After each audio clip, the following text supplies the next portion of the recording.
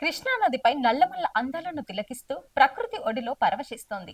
నాగర్ కర్నూలు జిల్లాలోని సోమశిల నుండి శ్రీశైలానికి సాగే లాంచీ ప్రయాణం శనివారం పునఃప్రారంభమైంది. వారానికి 3 సార్లు అంటే మంగళవారం, గురువారం, శనివారాల్లో ఉదయం 9 గంటల నుంచి లాంచీ సోమశిల నుండి పర్యాటకులతో ప్రారంభమవుతుంది. ఈ ప్రయాణానికి పెద్దలకు 2000, పిల్లలకు 1600 టికెట్ ధరలు వసూలు చేస్తున్నారు.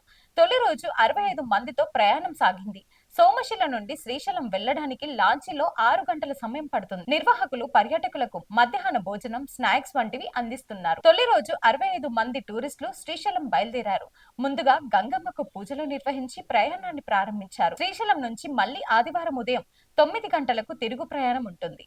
శ్రీశైలం మల్లికార్జున స్వామి దర్శనానికి వెళ్లే వాళ్లకు ప్రయాణంలో ఆహ్లాదాన్ని పంచుతోంది తెలంగాణ పర్యాటక శాఖ. నల్లమల్ల అడవుల గుండా కొండల్ని చీల్చుకుంటూ ప్రవహిస్తుంది కృష్ణానది. ఆ పచ్చని అందాల నడుమ మలుపులు తిరుగుతూ ముందుకు సాగి నదిపై పడవల్లో ప్రయాణించే క్షణాలు మధురానుభూతులను కలిగిస్తాయి. లాంచీలో ప్రయాణం పర్యాటకులకు కొత్త అనుభూతులను అందించడంతో పాటు మార్గ మధ్యలో ప్రదేశాలు కూడా కనువిందు చేస్తున్నాయి. మొదట భక్తులకు సంగమేశ్వర క్షేత్రాన్ని దర్శించుకున్నాక లాంచీ దగ్గరకు చేరుకుంటారు. వారంలో 3 రోజులు ప్రయాణించే లాంచీ కృష్ణమ్మకు పచ్చల పథకం పొదిగినట్లుండే అమరగిరి ద్వీపం సమీపం నుండి వెళ్తుంది. కల్వకుర్తి లిఫ్ట్ పాలమూరు, రంగారెడ్డి జిల్లా లిఫ్ట్ ఇరిగేషన్ ప్రాజెక్టులను దాటుకుంటూ అలా ముందుకు కదులుతుంది. శ్రీశైలం వెళ్లాలనుకునే వారు కుటుంబంతో లాంచీలో వెళ్తే చాలా గొప్ప అనుభూతిని పొందవచ్చు. మరి మీలో ఈ లాంచీ ప్రయాణం ఎంతమంది చేశారో కామెంట్ బాక్స్ లో కామెంట్ చేయండి. మరిన్ని అప్డేట్స్ కోసం మా ఛానల్ ని సబ్స్క్రైబ్ చేసుకోండి.